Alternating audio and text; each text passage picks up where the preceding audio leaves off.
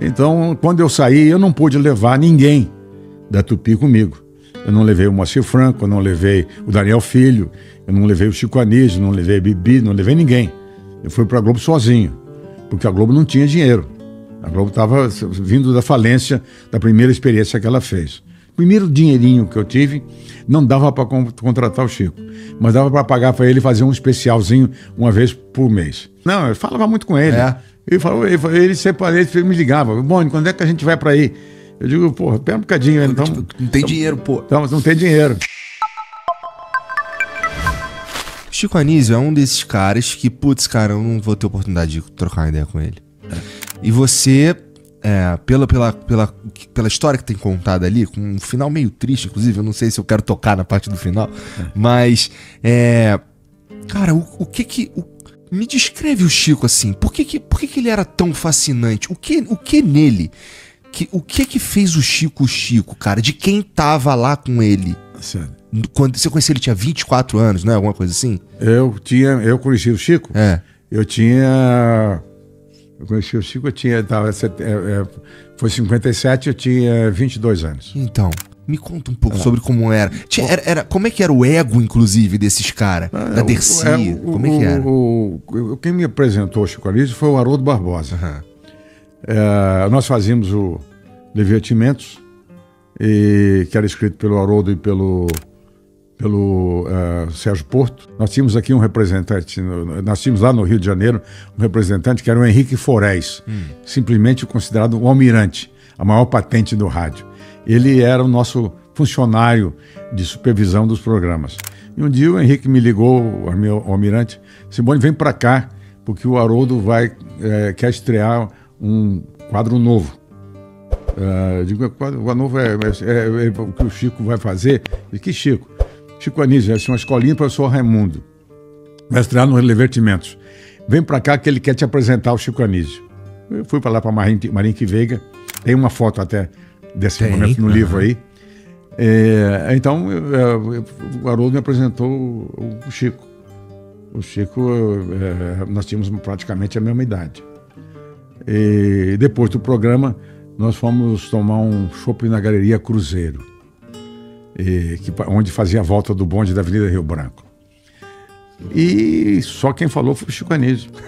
Porque... o que ele falava? Eram ideias? Era o quê? Porque ele já queria vender outro programa para a Lever. E ele não era vendedor de programa, coisa nenhuma. Então ele já tinha ideias para fazer, não sei o quê. Ele estava criando conteúdo ali, de certa conteúdo forma. dele, falando traço, contando as histórias dele. Ele era casado com a Nancy Vanderlei, que era uma grande comediante. Então, nós passamos ali uma hora comendo uma linguiça alemã, uma salsicha alemã, tomando chopp e conversando com o Chico Anísio. Durante uma hora, ninguém falou nada. O Chico Anísio tinha mil coisas para contar, ideias para fazer dentro do próprio Divertimentos, etc. Tal. E eu fazia uma coisa engraçada, que era fazer a integração do comercial. Da Lintas, da Lever, naquele tempo, o Rinso, por exemplo, né? Então eu fazia uma piadinha, nossa. Aí eu botava assim, um som de sirenes e tal. Aí eu dizia, o motorista botou: me diga uma coisa, por que a sua ambulância é mais branca do que a minha? Que é porque eu lavo com o Rinso. Aí o auditório dava uma risada. Eu fico com ele assim: olha aqui, eu preciso fazer um programa que seja mais engraçado que os teus comerciais. Então nós temos que fazer o programa e tal. Ele fazia um quadrinho. Ele queria fazer... Ele tinha 10 troços que você imaginava na cabeça. Ele tinha programa e tinha título. Estava tudo pronto. Tem uma passagem no capítulo sobre ele que você conta que, putz, eu não queria contratá-lo, mas estava ganhando dinheiro e, puta, talvez fosse caro. E aí, quando você de fato liga, ele fala: cara, vamos. Exatamente. Isso foi quando eu fui. O Chico fez parte do Telecentro. Aliás, foi ele que me indicou para a direção do Telecentro. Então, quando eu saí, eu não pude levar ninguém da Tupi comigo. Eu não levei o Moacir Franco, eu não levei o Daniel Filho, eu não levei o Chico Anísio, não levei a Bibi, não levei ninguém. Eu fui para a Globo sozinho, porque a Globo não tinha dinheiro. A Globo estava vindo da falência da primeira experiência que ela fez. Então, nós tínhamos que primeiro arranjar dinheiro no mercado publicitário, tocar a TV Globo. Então, o primeiro dinheirinho que eu arranjei, eu levei o Daniel Filho. porque eu precisava de um diretor de novela. O Daniel nunca tinha dirigido uma novela, mas ele era o melhor diretor que eu tinha no Telecentro. Então a gente tinha uma afinidade muito grande. Nós nos entendíamos assim só no olhar. Então a primeira pessoa que eu levei foi o Daniel.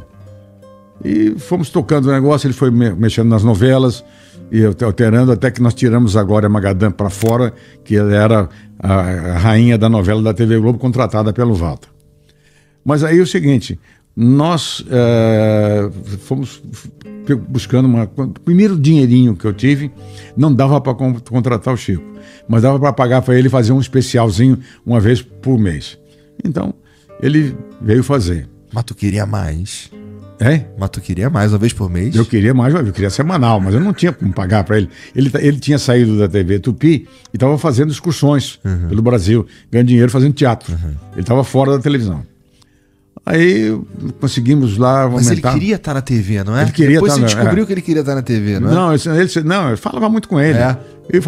Ele sempre me ligava. Bom, quando é que a gente vai para aí? Eu digo, porra, pera um bocadinho. Então, não tem dinheiro, pô. Então, não tem dinheiro para pagar e tal. E ele também eu não ia trabalhar de graça, não podia fazer isso, nem eu ia deixar, né? Ia aviltar a posição do profissional dele. Mas aí um dia nós fizemos lá uns acordos no final do mês, batemos a conta, era no final de 1969, e um lucro acima do esperado. E o Chacrinha brigou, saiu. O Chacrinha ganhava muito dinheiro. Ele tinha um esquema diferente, né? O contrato dele. O Chacrinha era pago uma parte pela Globo, uma parte pela Casa da Banha. Tá. E ele tinha. E era vantajoso pra ele pra cacete, né? Era muito, muito vantajoso. Mas ele tinha um custo de produção muito alto. Na realidade, a gente pagava a produção e a Casa da Banha pagava o Chacrinha. Mas o Chacrinha custava caro. Muitos cachês, mesmo na parte. Eu tinha um programa barato que era a Buzina do Chacrinha e a discoteca que era muito caro. E sobrou uma verba boa. Eu fiz duas coisas com a verba do Chacrinha. O Globo Repórter e eu contratei o Chico Anísio com a verba do Chacrinha. Então eu liguei para o Chico Anísio. Isso é que ano? Isso aí já tinha videotape? Final de 69. Ou ainda era os troços tudo ao vivo? Perdão. Ainda era tudo ao vivo na TV? Não, era gravada, mas o Chico já tínhamos tudo gravado. Tá. O videotape começou a partir de 1966, já estava tudo gravado. Em 63, já a Continental e a própria TV Celso já tinham o videotape. O videotape é da década de 60, logo no comecinho de 60. Tá. Porque o videotape permite o Chico, por exemplo, a contracenar consigo mesmo. Isso foi ele que inventou junto com o Carlos Manga. Mas quando isso é uma ideia do Manga? Não, foi a ideia do Manga. A ideia do Manga ele viu, isso agora é gravado, dá pra gente editar. Não dá pra editar, esse aqui é o problema. Não dava pra editar. Porque a televisão gravada no videotape, ela tem pulsos.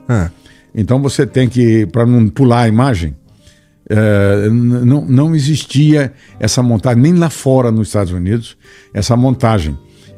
Tinha um jeito na TV Rio que pegava um microscópio e lia o pulso na fita. Ele via, então ele cortava atravessal, que é para não dar pulo, e juntava os dois pulsos aqui e fazia a mensagem. Esse cara inventou essa porcaria.